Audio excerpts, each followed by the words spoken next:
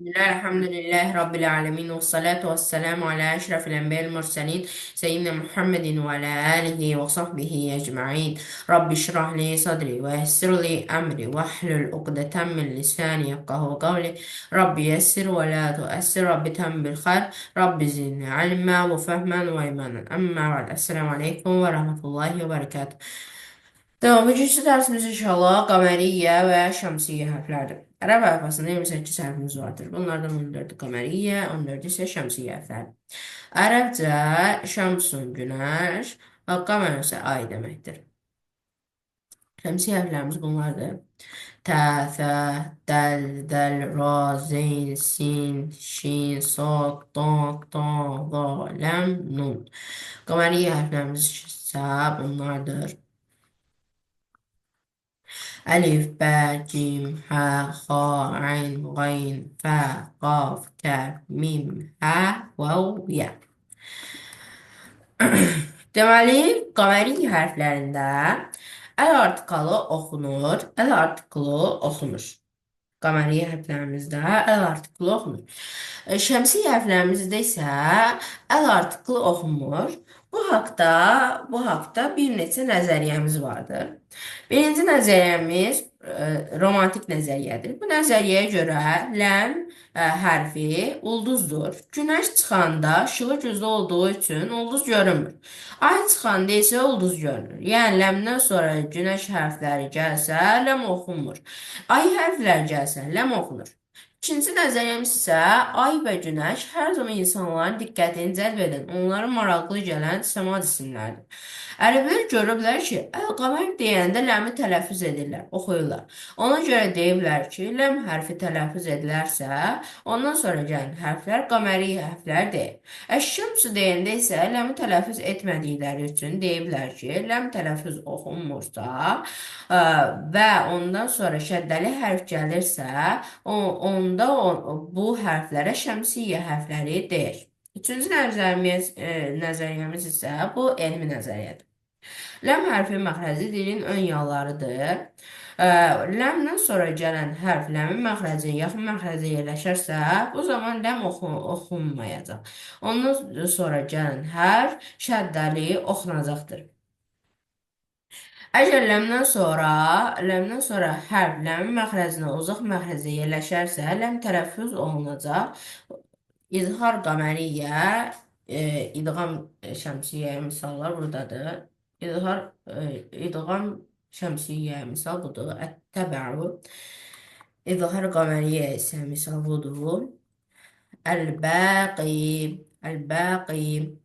Bir də onu da qeyd edim ki, burada niyə İzhar qəməriyyə, idğam şəmsiyyə deyilir? İzhar yəni zahirdə olan açıq aydın deməkdir. Yəni burada ləm açıq aydın şəkildə oxunur deyə, ona görə izhar qəməriyyə deyirlər.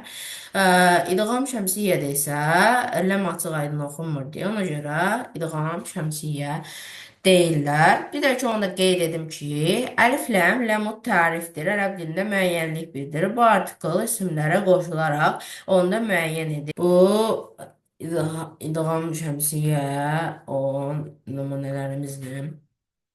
Ət-təbəu, əz-zəməru, əd-dəxalu, əz-zəhəbu, ər-rasadu, əz-zəbədu, əs-səfəru, əş-şəcəru, əs-safaru, əd-dararu, ət-talabu, əz-zafaru, əl-ləhəbu, ən-nəsəbu. İndi burada inşallah çoxludur deyə, ona görə belə iki oxuyacağam. Huvət-təbəu, huvəs-səməru, huvər-rasadu, huvəz-zəbədu, huvəs-səfəru, huvəd-dararu, huvəz-zafaru, huvəl-ləhəbu.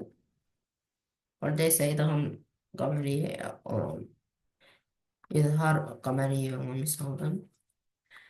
Əl-əvvəlu, əl-bəqi, əl-cənnətu, əl-həccu, əl-xaliqu, əl-alimul ğaniyyu, əl-fəttəhu, əl-qəməru, əl-kərimu, əl-mələku, əl-vədudu, الهدى اليوم. Necə onu da qeyd edim ki, e, əlif ləmlə mütarif ərəb dilində müəyyənlik bildirir. Bu artikl isimləri qoşularda onları müəyyənlik edir. Buradakı həmzətül vasıldır və ondan sonra gələn hərf ləm hərfidir deyə ona görə fəthəli oxuyuruq. Ona görə əl-əlimul ğaniyyu həmzətül vasılda keçmişdik inşallah ki, həmzətül vasıl iki sözü birləşdirir. Əl-əlimul ğaniyyu belə deyirik. Əl-əlimu əl-ğaniyyu belə demirik. Əl-əlimul ğaniyyu. Vəl-ədiyəti kəl'ihnil mənfuş həttə zurtumul məqabir. Bu üçü ayələrdə gələn sözlərdir. Burada da mənim dediyim kimidir, buradakı həmzətul vasıldır. Və gördüyünüz kimi həmzətül vasıldır və həmzətül vasılla biz nə demişdik? Üçüncü hərfin hərəkəsinə baxırıq. Əgər fəthəsə fəthə kəsra, kəsradır kəsra, damlasa damla oxunur. Burada da ehdinə sıratal müstəqim. Ona görə burada ihdir. Kəsradır. Ehdinə sıratal müstəqim. Burada da həmzətül vaslının Həmzə Tolbaslı ona görə göstəriblər ki, yəni burada birləşdirməliyik.